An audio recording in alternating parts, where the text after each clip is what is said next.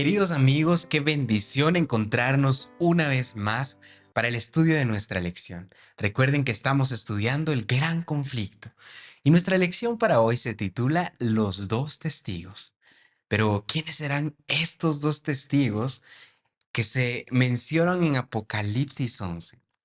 Pues yo quiero que usted se ubique en su Biblia en Apocalipsis 11, pero antes de ello, recordemos las palabras que están en Isaías 48, que dice, la hierba se seca, la flor se cae, pero la palabra de nuestro Dios permanece para siempre.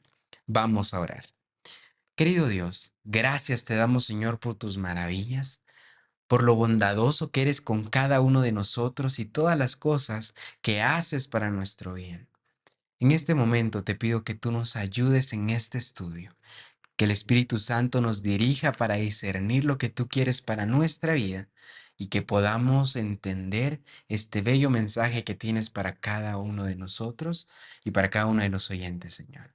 Te pido que nos acompañes en todo momento en el nombre de Jesús. Amén.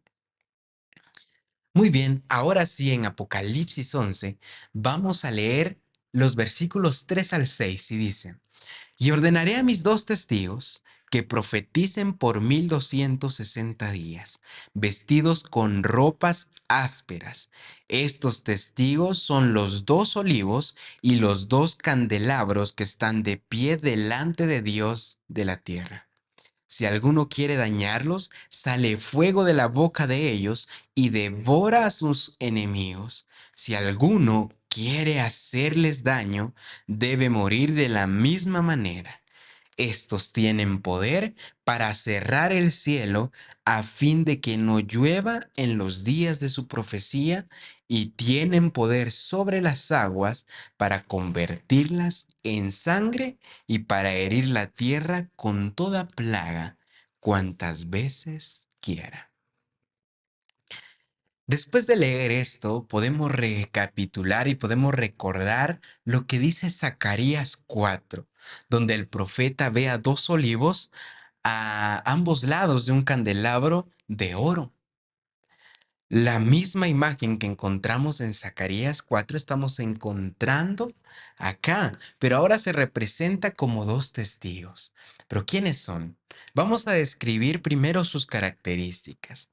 Primero, vamos viendo ahí en el versículo 3 que dice que tienen ropas ásperas. Estos dos testigos tienen ropas ásperas. En otras versiones se representa que tienen saco o ropa de luto. Muy bien, esto es lo primero.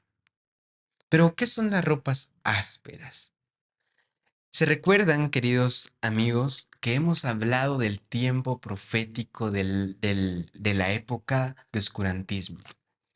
¿Se recuerdan que iniciaba en el 538 cuando la última tribu bárbara en Roma fue eliminada, expulsada? Empieza el poder políticamente religioso y empieza a perseguir. Esto termina en 1798, 1260 días. Espero que esto ya haya quedado un poco claro. Si no, le invito a que pueda regresar al estudio de la semana pasada para ver más a fondo cómo funciona esta época. Pero bien, durante este tiempo, estos dos testigos estaban vestidos de ropas ásperas. ¿Qué quiere decir esto? Pues bien, si nosotros retrocedemos al versículo 2 de Apocalipsis 11, dice lo siguiente. Pero el patio que está fuera del templo, déjalo aparte y no lo midas, porque ha sido entregado a los gentiles. Ellos hollarán la ciudad santa 42 meses. 42 meses es lo mismo que 1260 días. ¿Y quiénes son los gentiles? Pues los gentiles, si recordamos el pasado y el Nuevo Testamento, son estas personas que se creía que no tenían la oportunidad de acercarse con los judíos, con el pueblo de Dios, que eran personas malas. Jesús vino a cambiar esta perspectiva, pero en esta visión se representa a los gentiles como aquellas personas que no querían saber de Dios, que no querían conocer a Dios. Personas que de repente se acercaban, pero a la vez se alejaban, que no estaban convencidos de creer en Dios. Entonces, estas personas gentiles, como dice el texto, fue entregado al patio del templo, los atrios del templo.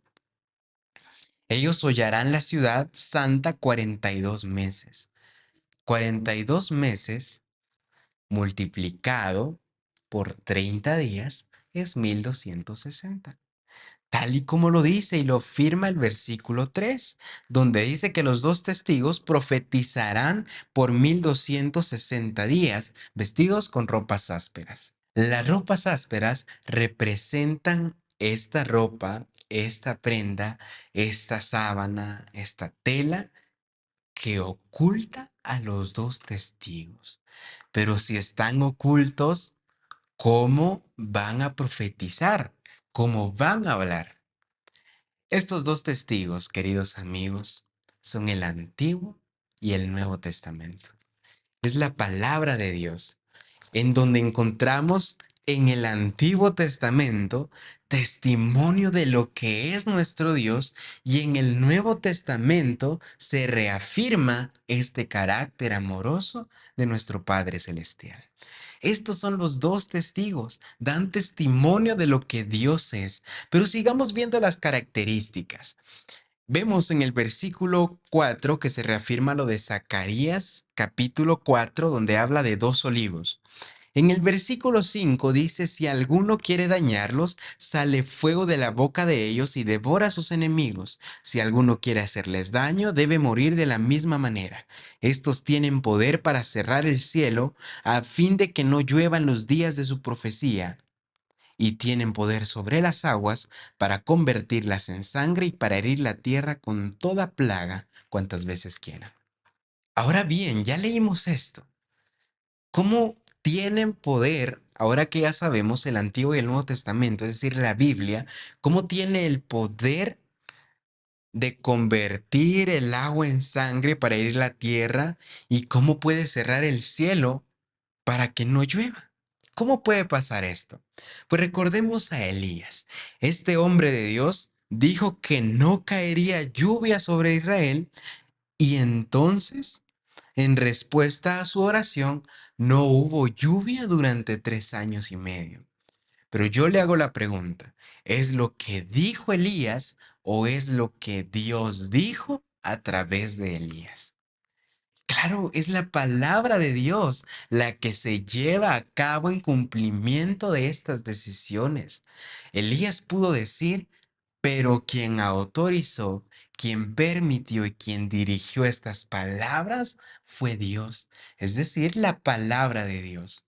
Ahora, si seguimos leyendo este versículo, encontramos que también estos dos testigos tienen poder para convertir el agua en sangre, para dar plagas, para herir la tierra. ¿A quién le recuerda?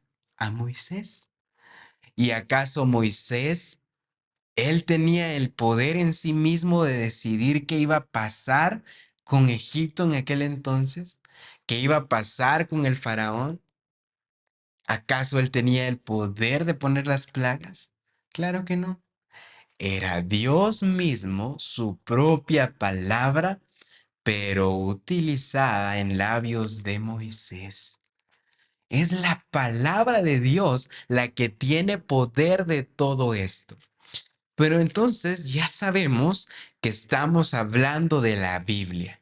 Entonces también sabemos que durante 1260 días fueron ocultas, o bien oculto el tema bíblico. Fueron ocultos los dos testigos, los dos ungidos. Esto es la palabra del Señor.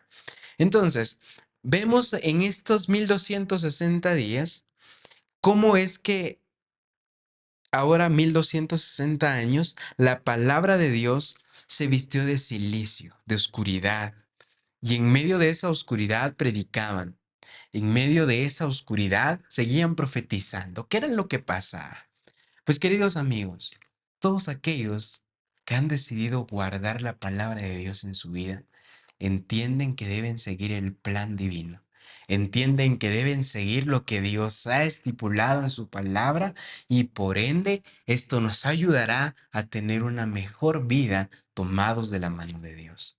Entonces, recordemos que la persecución de la iglesia, el tiempo en el que fue perseguido el pueblo de Dios, en el que hombres valientes, mujeres valientes, personas que estaban convencidas de la palabra de Dios y que iban en contra de ideologías políticas fueron perseguidos, pero a pesar de esa persecución permanecieron firmes, hablando y teniendo su vida conforme a las santas escrituras. ¿Se recuerda que la lección pasada hablábamos de las cinco solas? Pues la sola escritura era un estilo de vida y eso es lo que debe existir para nosotros, la sola escritura.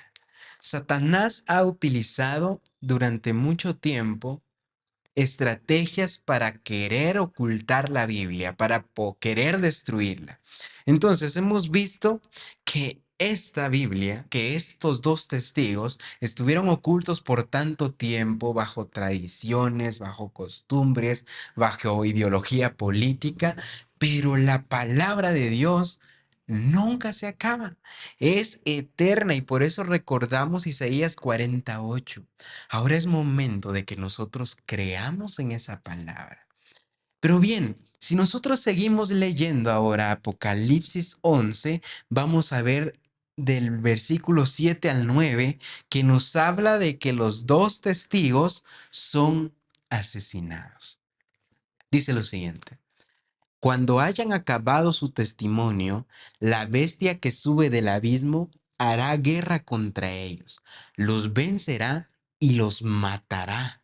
Sus cadáveres estarán en la plaza de la gran ciudad que en sentido espiritual o sentido simbólico se llama Sodoma y Egipto, donde también nuestro Señor fue crucificado. Gentes de todo pueblo, tribu, lengua y nación verán sus cadáveres por 3 días y medio y no permitirán que sean sepultados. Qué triste. ¿En qué momento sucede esto en que serán asesinados, serán destruidos los dos testigos? Pues la historia, queridos amigos, es muy importante. Conocer la historia nos ayuda a reafirmar lo que la Biblia dice. Y aunque la Biblia es un libro de fe, Dios ha inspirado tanto a estos escritores que ha permitido que se encuentre con exactitud el tiempo de las profecías. Estos dos testigos iban a ser destruidos, iban a ser acabados. Pues en el año de 1789 empieza la famosa Revolución Francesa, algo que nos enseñan a todos en el medio social o en ciencias sociales en cualquiera de las etapas de nuestro estudio. Acá nosotros vemos que esto que está pasando o que ha pasado en la historia también se revela en la Biblia. ¿Pero por qué? Pues déjenme decirles, en 1793 existió el Festival de la Razón. El 10 de noviembre de este año fue esto. Las iglesias de toda Francia se convirtieron en templos de la razón y una mujer simbólica fue entronizada como diosa de la razón. Pero acá en este momento surge la famosa ilustración. La ilustración es un tipo de filosofía que se basaba en que todo estaba en el razonamiento humano. Varios personajes nacieron de esta filosofía. Uno de ellos es Voltaire, que fue un francés muy conocido en esta época y que tiene frases muy conocidas hasta hoy en día. Una de esas frases es una que dice, yo no puedo estar de acuerdo con lo que tú quieres creer, pero voy a pelear hasta el final para que tú puedas creer en lo que quieras creer. Esta frase es conocida por él porque él lo que quería era que las personas tuvieran la libertad de poder razonar por sí mismas. ¿Y eso dónde puede estar lo malo? Pues queridos amigos, hoy en la vida, hoy en la sociedad, en un mundo de libertad, en un mundo donde cada quien puede creer lo que quiera, en un mundo donde cada quien puede vivir el estilo de vida que quiera vivir, donde cada uno define sus creencias, donde hay mucha libertad y aparentemente donde usted puede ser lo que quiera ser, donde usted pueda vivir lo que quiera vivir. En este mundo de tanta libertad, déjeme decirle que es tan incómodo hablar de las Sagradas Escrituras. Allá afuera, usted puede decir que es lo que sea y nadie le dirá nada. Pero cuando usted habla de cristianismo y usted es cristiano, lamentablemente habrán muchas personas que quieran atacarle y que no respeten esa libertad. Eso mismo pasaba en aquel entonces. Se quería la libertad, pero apagando las sagradas escrituras. Y nosotros nos damos cuenta aquí en Apocalipsis 11 que sus cadáveres estarían en la plaza de la gran ciudad que en sentido espiritual se llama Sodoma y Egipto, en donde también nuestro Señor fue crucificado. Qué raro puede sonar esto, ¿verdad? Porque Sodoma y Egipto no fueron los lugares donde se sacrificó a Jesús. Pero claramente la Biblia dice en sentido simbólico, en sentido espiritual. Sodoma representa esa manera de vivir tan errónea, esa manera de vivir la inmoralidad en todos los aspectos, de ir en contra de los preceptos de Dios, donde la maldad fue tanta, incluso de ahí viene la palabra sodomita, porque era una inmoralidad tan grande que se vivía en aquel entonces que todas las personas empezaron a caer en la maldad de la sociedad. ¿Y Egipto por qué?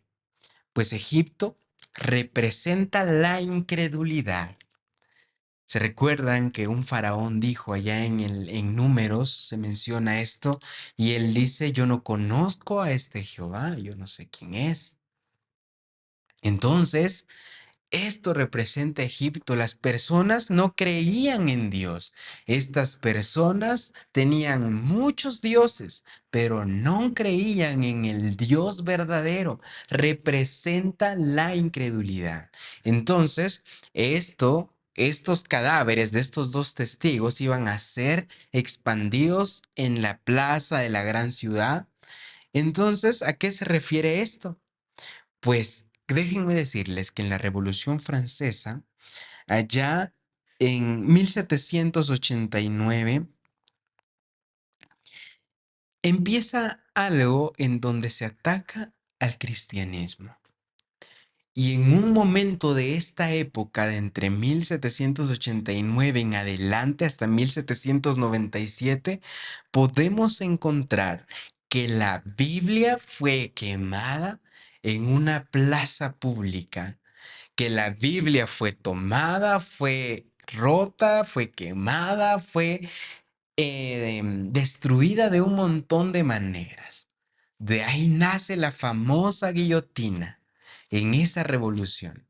La guillotina era para acabar con aquellas personas que no permitían que ingresara la ilustración del momento, es decir, la filosofía del racionalismo, la filosofía de creer en la propia razón humana. Entonces, la Biblia dice que iban a ser expandidos sus cadáveres por 3 años, por 3 días y medio. Pues déjenme decirles, allá en ese momento, una de las frases que mencionó uno de estos filósofos, Voltaire, fue, estoy cansado de escuchar continuamente que 12 hombres fundaron la iglesia cristiana, pues yo les demostraré que basta con un solo hombre para acabar con ella. Este hombre tenía este tipo de frases. También él había afirmado que cuando él llevara 100 años de haber perdido su vida, ya la palabra, la Biblia, ya no existiría. Pero queridos amigos, la palabra de Dios permanece para siempre. Esto que nosotros vemos acá en Apocalipsis 11 cuando se habla de que 3 días y medio no permitirían que sean sepultados y que iba a causar regocijo, iba a causar felicidad. Esto lo vemos en el versículo 10 de muchos habitantes, porque estos dos profetas, estos dos testigos, habían atormentado a los habitantes de la tierra. Yo le hago la pregunta, ¿la Biblia acaso atormenta a las personas? Queridos amigos, la Biblia se ha dejado con el propósito de conocer el carácter de Dios, con el propósito de que descubramos cuán grande es nuestro Dios. Pero las personas que van en contra de ella se esfuerzan en buscar error, se esfuerzan en difamarla, se esfuerzan en querer ocultarla, porque les atormenta que van en contra de lo que acá dice. Y se sienten culpables, se sienten sometidos, se sienten acusados, pero eso es porque quieren ir en contra de lo que Dios quiere para la vida de cada uno de nosotros. El que se siente atormentado es porque no ha aprendido a conocer al verdadero Dios que tienen las sagradas escrituras. Es por eso que cuando se refiere a estos 3 días y medio, las personas celebraban que al fin se había acabado esa palabra que me decía qué hacer, que al fin se había acabado ese momento en el que yo tenía que regirme bajo un libro, que se había acabado ese momento en donde tenía que creer en un Dios. Las personas celebraban esto porque querían vivir la inmoralidad que tenía su alma. Querían resurgir la incredulidad, dos aspectos grandes de esa época profetizada, la inmoralidad de Sodoma y la incredulidad de Egipto. Qué maravilloso saber que la Biblia predijo 2300 años antes de que esto sucediera. ¿Y por qué lo digo con tanta seguridad? Pues esto que acabamos de hablar, en donde se promueve el decreto de abolir la religión, sucede el 26 de noviembre de 1793 y se acaba cuando el gobierno francés elimina sus leyes de restricción de religión el 17 de junio de 1797. 3 años y medio, 3 días y medio. Ven cuán maravilloso es aprender de la palabra. Ven cuán glorioso es conocer lo que Dios quiere para cada uno de nosotros. Queridos amigos, la Biblia está para que nosotros vayamos caminando con Dios. Y si seguimos leyendo Apocalipsis 11, notaremos que los dos testigos ahora resucitan. Dice el versículo 11, pero después de 3 días y medio, esos 3 años y medio que acabamos de estudiar, el espíritu de vida enviado por Dios entró en ellos, se levantaron sobre sus pies y cayó gran temor sobre los que lo vieron. Entonces oyeron una gran voz del cielo que les decía, subid acá. Y subieron al cielo en la nube y los vieron sus enemigos. En aquella hora hubo un gran terremoto y la 10ª parte de la ciudad se derrumbó. Por el terremoto murieron 7000 hombres. Los demás se aterrorizaron y dieron gloria a Dios del cielo. El segundo ay pasó. He aquí que el tercer ay viene pronto. La Biblia resucita, simbólicamente resurge nuevamente. En el siglo XVIII, el movimiento por promover la palabra de Dios fue tan grande que Dios utilizó a hombres y mujeres que se comprometieron en llevarla. Parte de estos hombres fue William Carey, que viajó a la India y tradujo la Biblia a docenas de dialectos indios y se enviaron misioneros por todo el mundo por el poder de la Biblia. Las palabras de Voltaire que dijo que iba a acabar con esa religión cristiana no se cumplen. Las palabras de este hombre que dijo, cuando yo haya cumplido 100 años de morir, la palabra de Dios ya no existirá. Pero yo quiero decirle, tenemos la bendición de que este libro esté en nuestras manos. Esta palabra resucita y este texto lo que quiere resaltar y nos reafirma esa gran victoria de Jesús cuando por fin el mal sea destruido, donde los humildes sean exaltados y todos aquellos que fueron salvos por gracia y vivieron por obediencia en la fe van a ser resucitados y transformados. Es por eso que la palabra de Dios es viva y aunque durante mucho tiempo parezca muerta, está acá. Entonces, vemos que esto reafirma que la palabra de Dios es eterna. Entonces, vamos a ver que la verdad es triunfante. La verdad de Dios va a permanecer, pero es momento de que nosotros estemos convencidos de ello.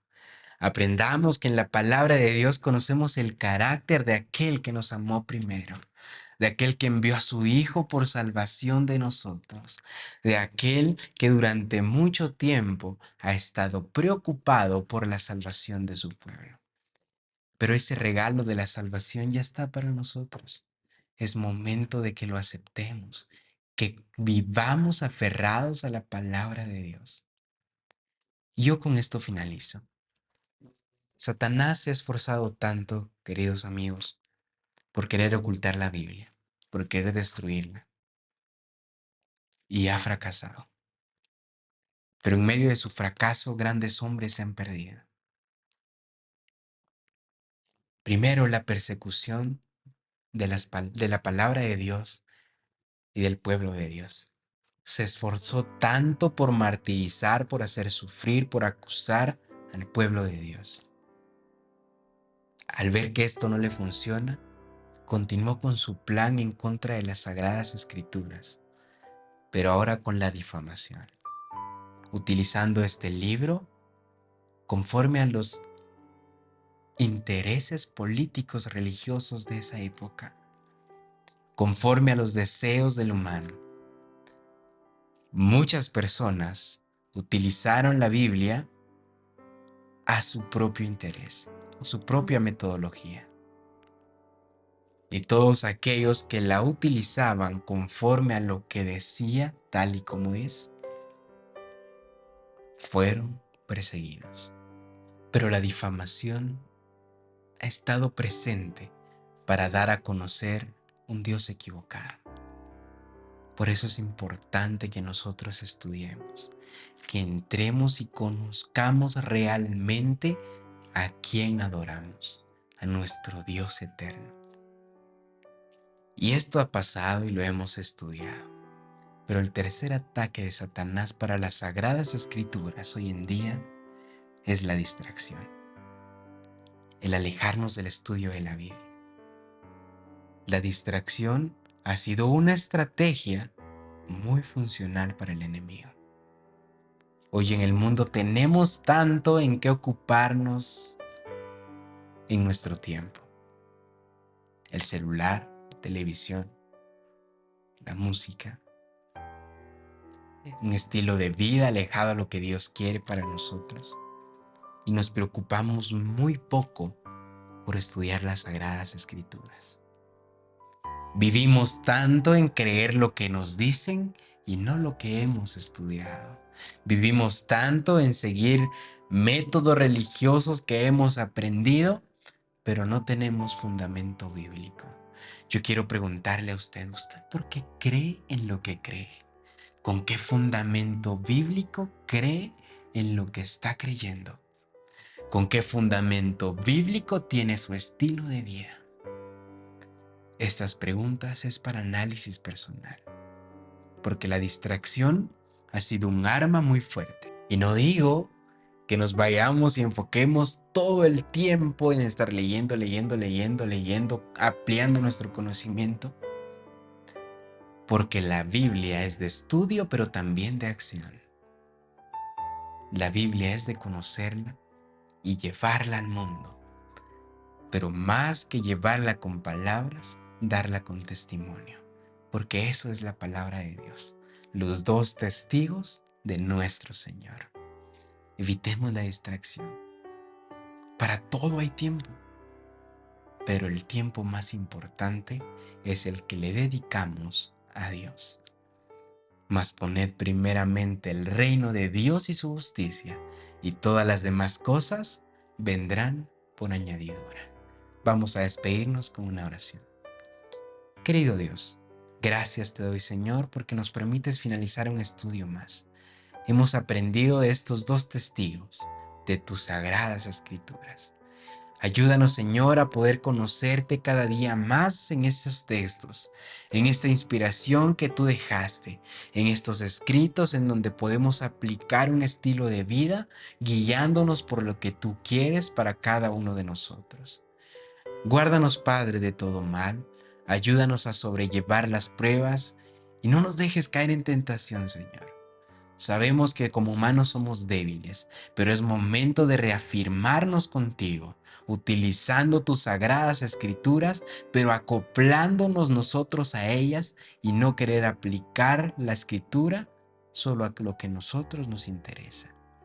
Ayúdanos, Padre, a tener una vida conforme a lo que tú quieres, para ser llamados hijos tuyos. Te lo pido, Señor, y también agradezco.